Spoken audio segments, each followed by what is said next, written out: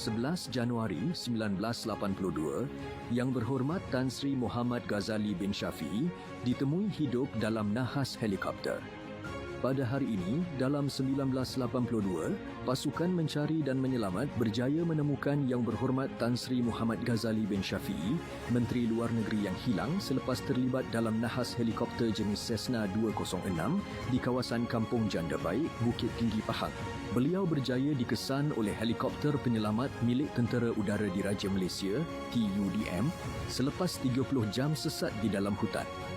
Oleh sebab keadaan hutan yang tebal dan tidak mengizinkan helikopter penyelamat untuk mendarat, maka beliau ditarik menggunakan tali melalui celahan dahan-dahan pokok ke dalam helikopter. Yang Berhormat Tan Sri Muhammad Ghazali kemudiannya terus dibawa ke Pusat Rancangan, Rencana dan Menyelamat di Kampung Som-Som Hilir, Bentong, Pahang sebelum dikejarkan ke Wad 14, Hospital Besar Kuala Lumpur untuk rawatan lanjut.